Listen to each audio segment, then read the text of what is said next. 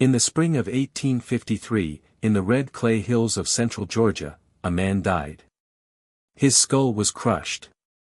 The instrument of his death, a screw press used for cotton baling. The location, his own plantation.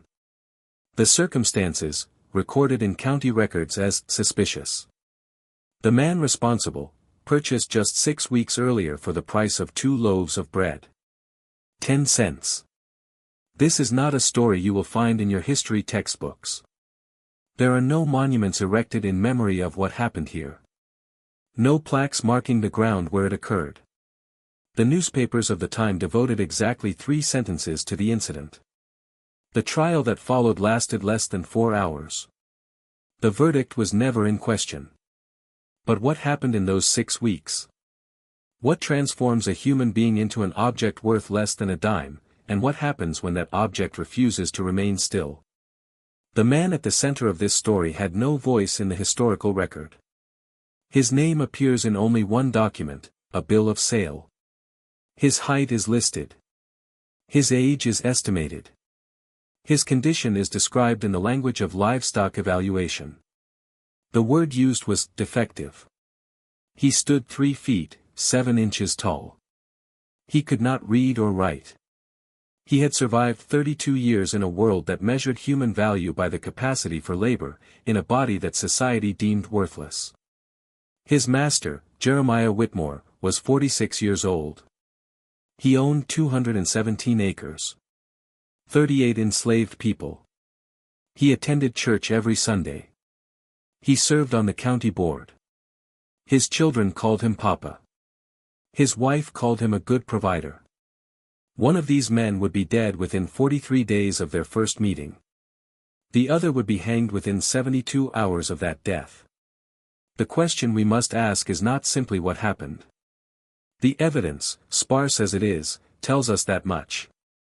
The question is, what leads a human being to a moment where violence becomes the only language left to speak? And what does it mean that we have forgotten this story so completely that it might never have happened at all? To understand this story, we must first understand the world that made it possible. A world where human beings were bought and sold in the same breath as farm equipment. Where a man could be valued at 10 cents and his life considered worth even less than that. Where the law existed to protect property, not people, and where some people were property. We must understand what happened on a March afternoon in 1853, when William Hendricks, a slave trader operating out of Augusta, arrived in the county seat with 12 people chained in the back of his wagon. We must understand why one of those people, small enough that children pointed and stared, broken enough that no one wanted him, ended up in the possession of a man known throughout the county for his temper. We must understand the mathematics of dehumanization. How you reduce a person to a price.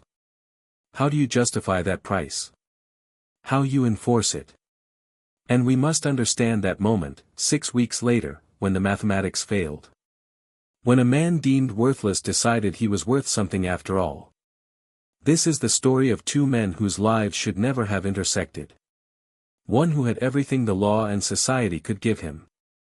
One who had nothing the law and society would recognize. One who believed he had the right to own another human being. One who decided he had the right to be free, even if freedom lasted only seconds. What you are about to hear is reconstructed from fragments. Court documents. Property records. Letters. Newspaper clippings. Archaeological evidence. The testimonies of those who came after. The silence where testimonies should have been. We cannot know everything. We cannot hear the voices that were never recorded. We cannot see the moments that happened behind closed doors, in fields, in the darkness before dawn. But we can piece together enough. Enough to understand that what happened in Georgia in 1853 was not an isolated incident. Not an aberration. Not a single moment of madness. It was the inevitable result of a system built on violence, maintained by violence, and destroyed, finally, by violence turned back upon itself. This is that story. The story of the man who cost 10 cents, and what that cost his master. April 28, 1853. 2:17 in the afternoon, according to the overseer's testimony. The temperature was 83 degrees. The cotton press was in operation. And then it wasn't. By the time the overseer arrived, it was over. But to understand how we arrived at this moment, we must go back 43 days earlier. March 16, 1853.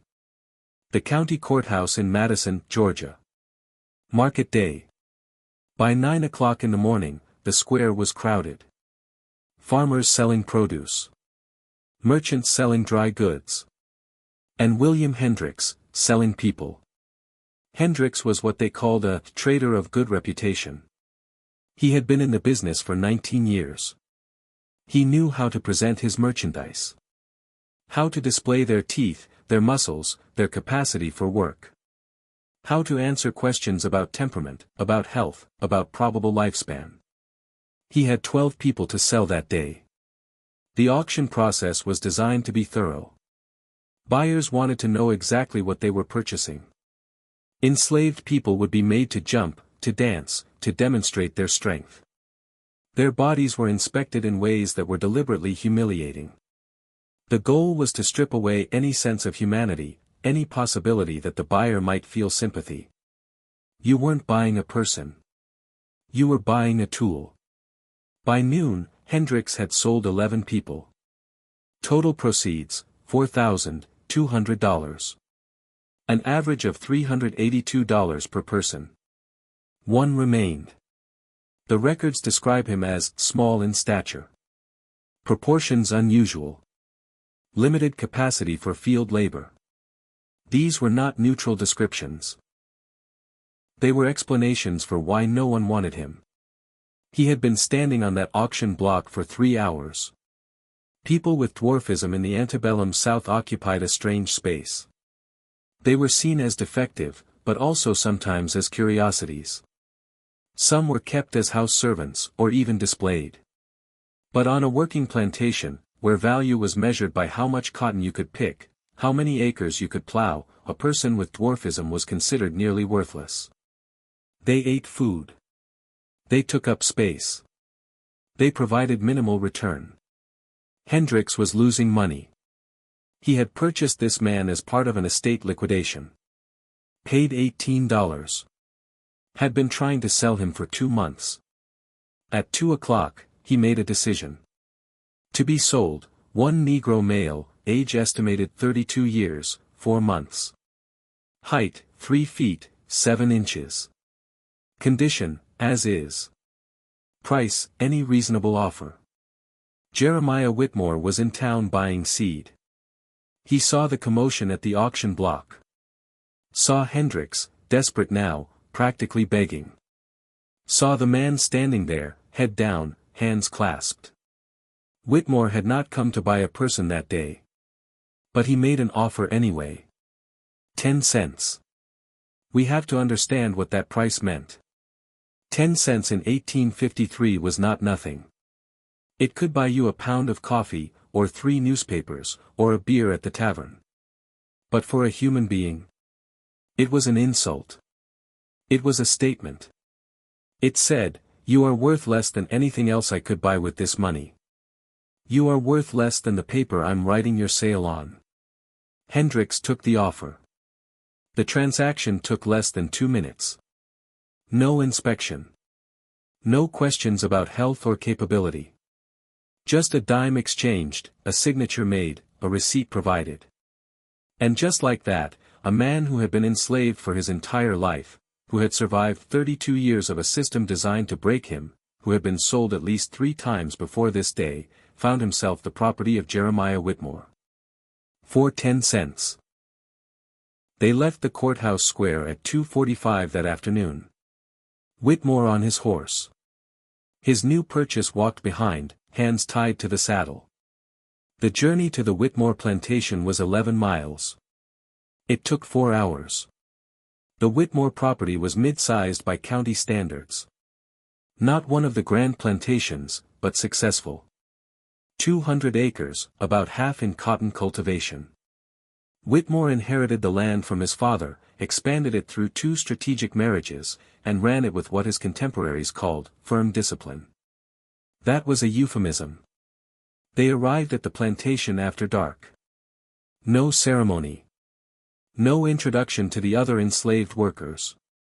The man was taken to the quarters, given a blanket, told where he would sleep. His name, according to the later trial testimony, was Jack. Just Jack. No last name recorded. No place of birth. No information about family, about where he had been before, about what he had survived to reach this moment. Just Jack.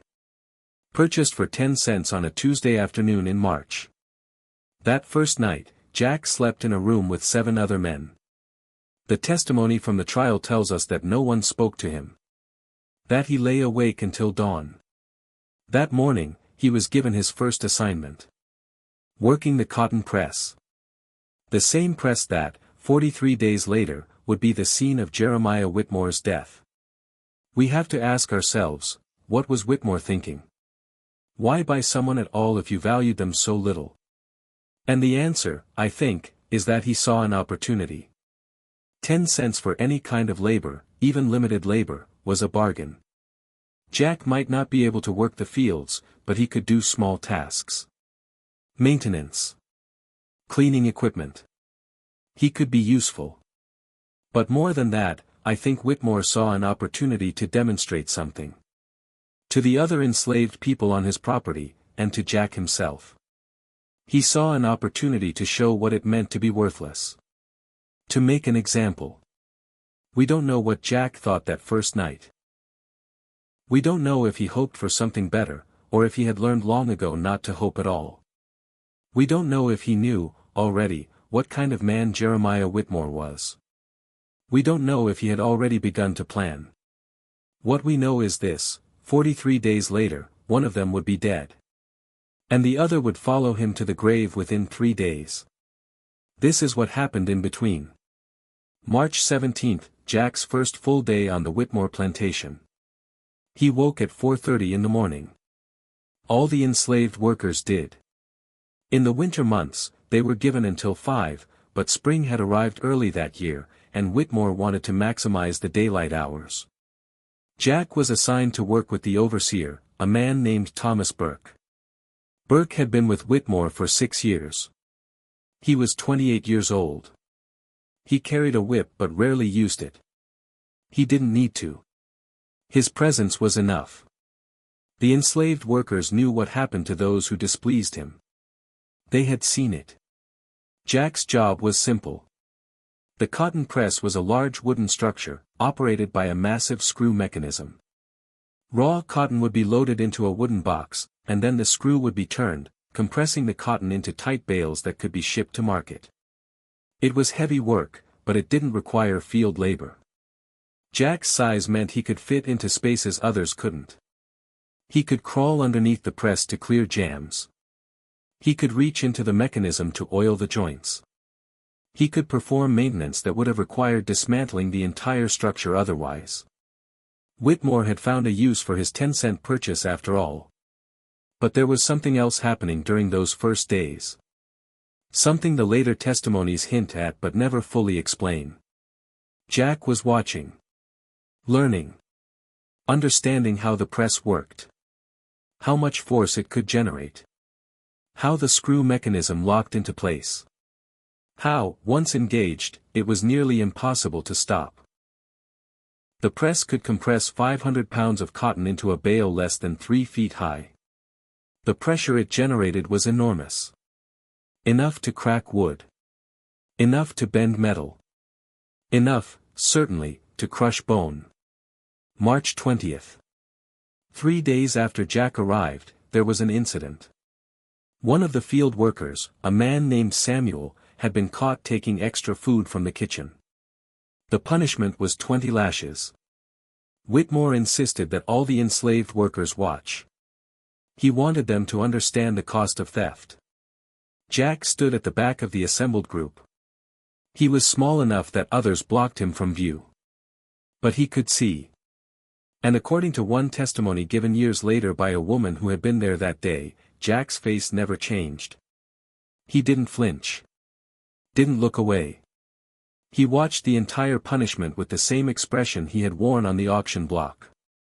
Blank. Empty. As if he had learned long ago to hide everything he felt behind a mask of nothing. But his hands, the testimony said, his hands were different. They were clenched so tightly that his nails drew blood from his palms.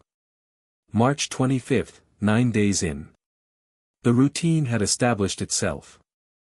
Jack woke before dawn. I worked the press until midday. Ate whatever scraps were provided. I worked until sundown. Returned to the quarters. Slept. And every day, Whitmore would visit the press. Not to check on progress. The overseer Burke handled that. Whitmore came to remind Jack of his place. To stand close and speak in that quiet voice that was somehow worse than shouting. To ask Jack if he understood what he was worth. 10 cents. Less than the nails holding the press together. Less than the oil used to lubricate it. Less than nothing. The other enslaved workers began to understand what was happening. Whitmore had not purchased Jack because he needed the labor. He had purchased Jack to break him. To take a man who had already been broken by 32 years of bondage and break him further. To prove that there was no limit to how low a person could be pushed. To demonstrate that even among the enslaved, there were hierarchies. And Jack was at the bottom. But something was happening that Whitmore didn't see. Or maybe he saw it and didn't understand what it meant. Jack was not breaking. He was hardening. March 30th. 2 weeks.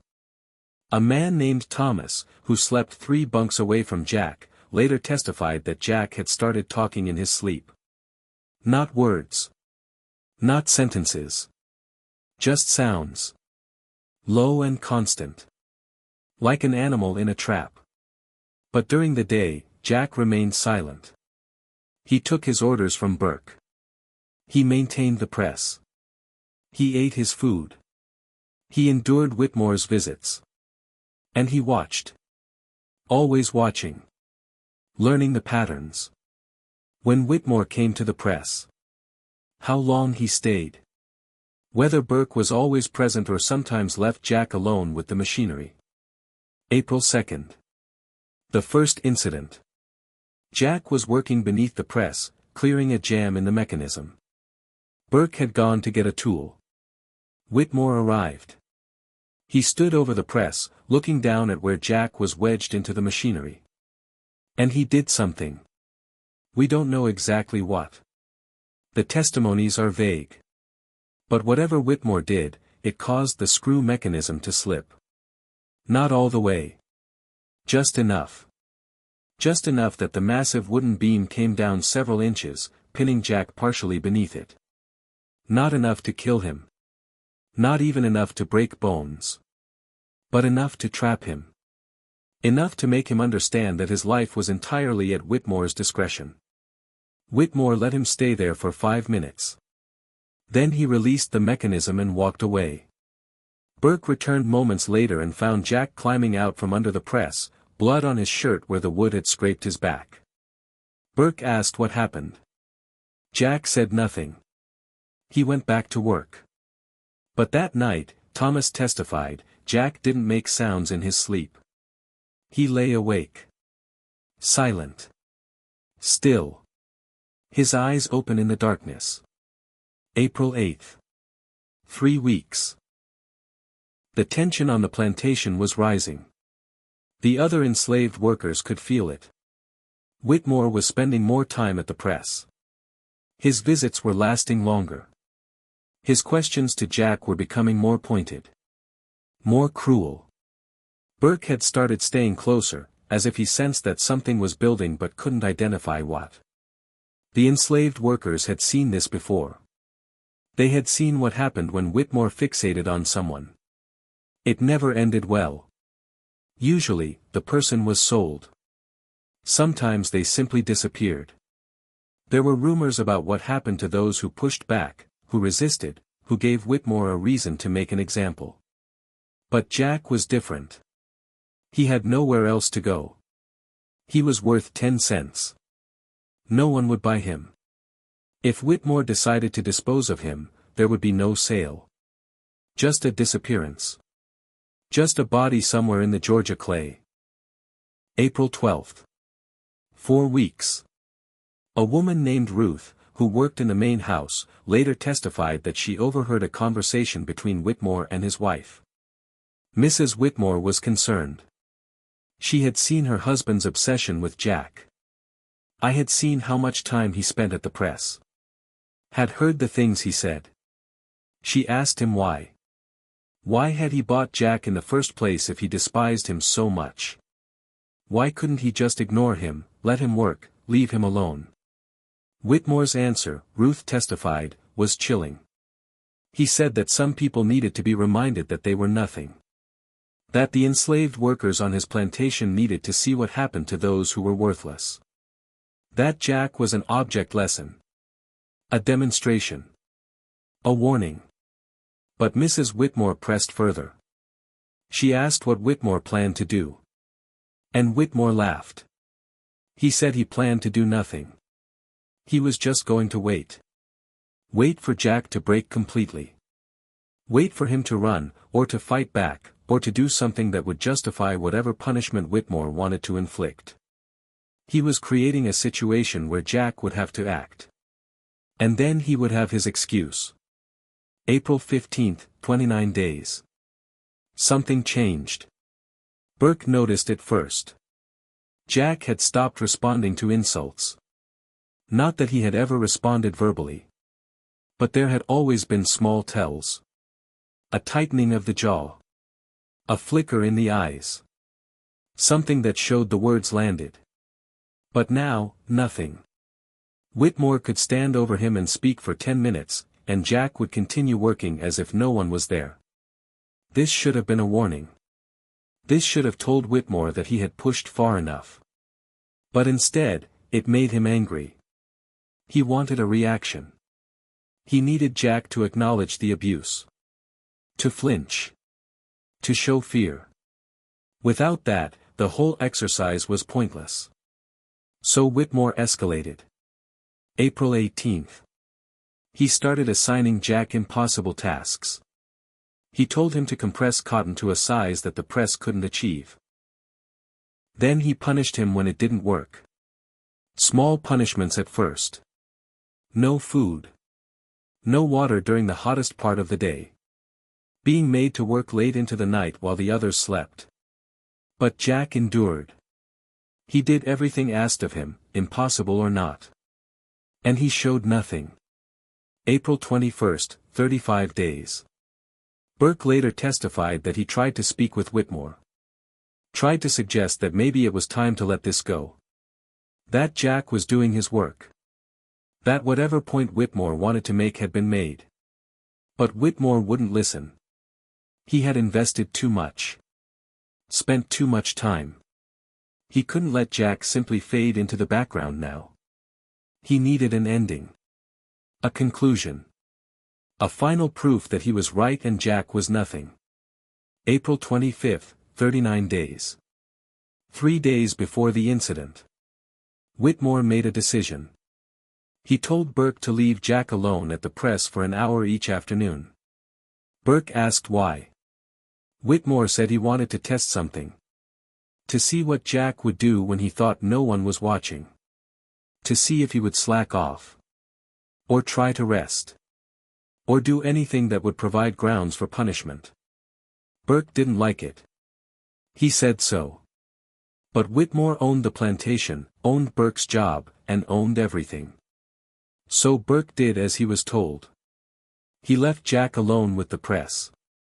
And each day, he would return an hour later to find Jack still working. Still maintaining the machinery.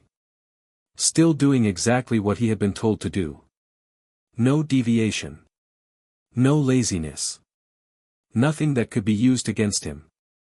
But Whitmore had made a critical miscalculation. He thought that leaving Jack alone was a test. He didn't realize it was an opportunity. April 27, 41 days. The day before. Thomas testified that Jack spoke that night. The first real words anyone had heard from him in weeks. He said 4 words. "Tomorrow is the day." Thomas asked what he meant. Jack didn't answer. He lay down on his bunk and went to sleep. And for the first time since he arrived at the plantation, he slept soundly. Deeply. Like a man who had finally made peace with something. April 28, 1853. The day itself. Jack woke at the usual time. 4:30. He ate the usual breakfast. Cornmeal and water. He walked to the press at the usual time. Burke was there, as always. They began the day's work. Loading cotton. Compressing it. Preparing bales for shipment. At noon, Burke left. This was part of the new routine. The one Whitmore had established. Burke would leave Jack alone for an hour.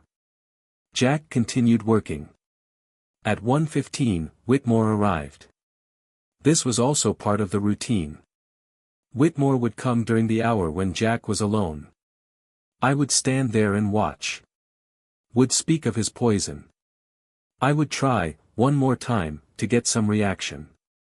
Some acknowledged that his words meant something. But this day was different. We don't know exactly what happened next. We can only reconstruct it from the physical evidence and from Burke's testimony when he returned. What we know is this: at some point between 1:15 and 2:17, Jack stopped working. At some point, he turned to face Whitmore. At some point, something was said or done that made Whitmore step closer to the press. Maybe he was angry. Maybe he was curious. Maybe he was trying to intimidate Jack one more time. We'll never know. What we know is that the massive screw mechanism of the cotton press was engaged. That it was engaged with tremendous force. Whitmore's head was positioned beneath the descending wooden beam. That the beam came down with all the pressure designed to compress 500 pounds of cotton into a space 3 feet high. Burke returned at 2:17. He found Jack standing beside the press. The mechanism was still engaged. Still locked in place. Whitmore's body was beneath it. Burke testified that Jack didn't run. Didn't move. He just stood there, looking at what he had done. Burke asked him what happened. Jack's response, recorded in the trial testimony, was simple. He said, "It was an accident." Burke didn't believe him. Neither did anyone else. The screw mechanism of a cotton press doesn't engage by accident. It requires deliberate force. Sustained effort. Someone has to turn the handle, again and again, while the beam descends slowly. Someone has to keep turning even when it becomes clear what's happening. Someone has to make a choice. Burke ran for help. Within minutes, other workers had arrived. They reversed the mechanism. Lifted the beam. Whitmore was dead. His skull fractured in 3 places. His neck was broken. Death, the later inquest determined, was instantaneous. Or nearly so. Jack made no attempt to flee. He stood beside the press, his hands at his sides, and waited for what came next. What came next was a mob. By evening, word had spread through the county. A slave had killed his master. The details didn't matter. The price Whitmore had paid didn't matter. The abuse didn't matter. None of it mattered. What mattered was that the fundamental order of society had been violated. And that violation had to be answered. Jack was taken into custody by the sheriff. There was no jail cell available, so he was chained in the courthouse basement. A trial was scheduled for 3 days later. In practice, it began immediately. A crowd gathered outside the courthouse. They wanted justice. They wanted blood. They wanted to make an example, just as Whitmore had wanted to make an example of Jack. The trial, when it officially convened on May 1st, lasted 3 hours and 42 minutes. Jack had no lawyer. He was not permitted to testify in his own defense. The prosecution presented Burke's testimony. Presented the physical evidence. Presented the argument that this was clearly deliberate murder. The defense, appointed by the court and consisting of a young lawyer who had never handled a criminal case, argued that it might have been an accident. That perhaps Whitmore had gotten too close to the machinery. That perhaps Jack had engaged the mechanism not knowing Whitmore was there. No one believed it.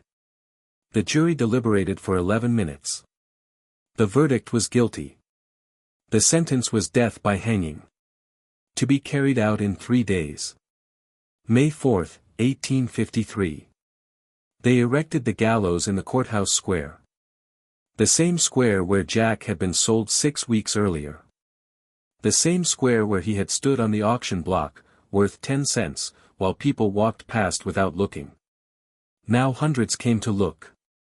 They came from neighboring counties. They came with their families. They came to witness justice. Jack was brought from the courthouse at noon. He was asked if he had any last words. According to the newspaper account, he said nothing. He was hanged at 12:17 in the afternoon. Death was recorded as occurring within 4 minutes. He was buried in an unmarked grave somewhere outside the town limits. No record of the location exists. Jeremiah Whitmore was buried in the town cemetery. His grave has a headstone. It lists his dates of birth and death. It calls him a devoted father, a faithful husband, a pillar of the community. It makes no mention of how he died. Within a year, the Whitmore plantation was sold. Mrs. Whitmore moved to South Carolina with her children. Burke found work on another plantation in a neighboring county.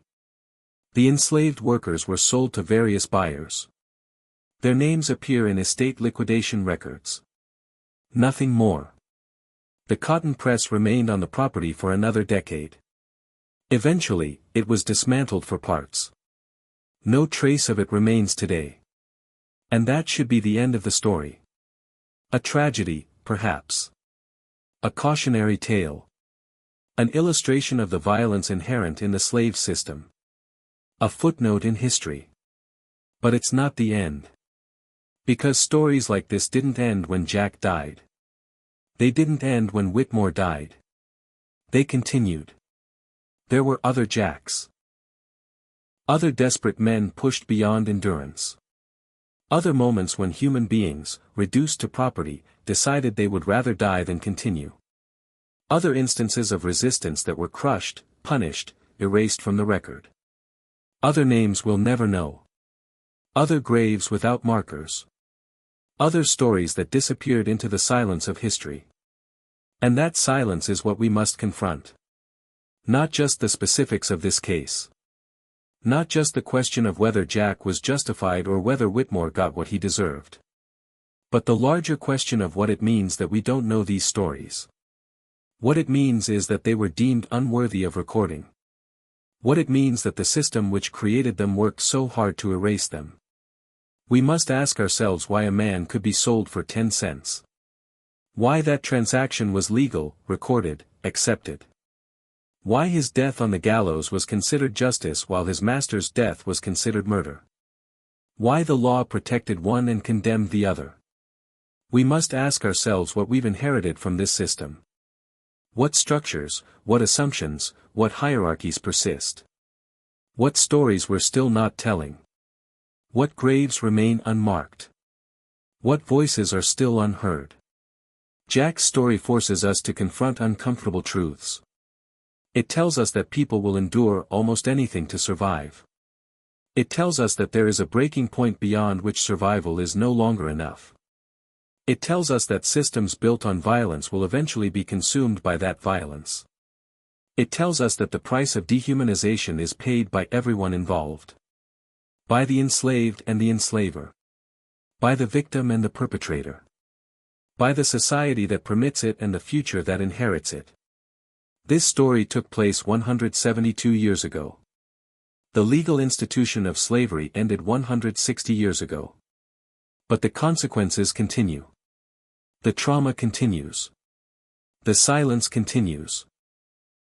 And until we break that silence, until we tell these stories, until we confront what happened and what it means, we remain complicit in the erasure. Jack stood 3 feet, 7 inches tall.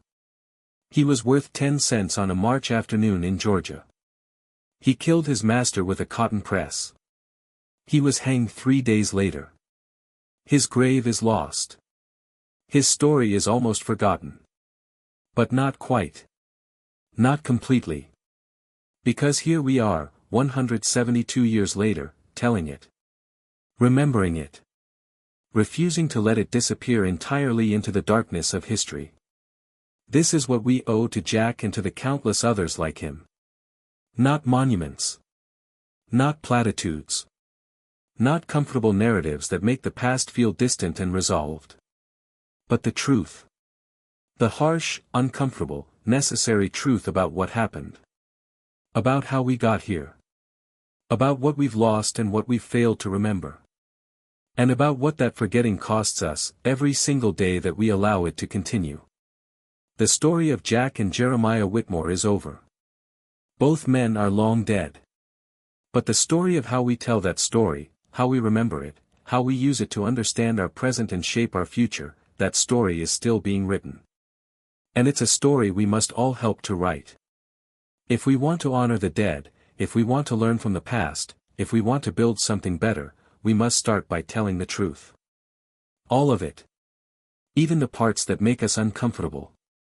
Even the stories that disappeared. Even the voices that were silenced. This is one of those stories. This is one of those voices. Jack, who cost 10 cents and whose life was worth everything. Remember him. Remember what happened. Remember that silence is never neutral. That forgetting is never innocent. That history is not just what happened, but what we choose to remember about what happened. Choose to remember this. Choose to tell this story. Choose to break the silence. Because until we do, the past is never really past. It's just waiting. Waiting to be acknowledged. Waiting to be understood. Waiting to be, finally, after all these years, heard. If this story has moved you, if it has made you think, if it has made you uncomfortable in the way that truth often does, subscribe to this channel, like the video, then share it. Talk about it, demand that more of these stories be told. Support historians and researchers who are working to recover lost narratives. Visit historical sites and ask the hard questions about what happened there. Donate to organizations that are working to document and preserve the experiences of enslaved people. Read the testimonies that survived. Listen to the descendants who carry these stories in their families. Acknowledge that this is not ancient history. It's our history. It's the foundation on which our present was built. And until we fully understand that foundation, we cannot fully understand ourselves. The silence ends when we refuse to be silent. The forgetting ends when we refuse to forget. The story of Jack, who cost 10 cents and who changed history in a way that history tried to forget, that story continues now with you. What you do with it is your choice. But you cannot say you didn't know. You cannot say you weren't told. You cannot say this story doesn't matter. Because it does. It always has. And it always will.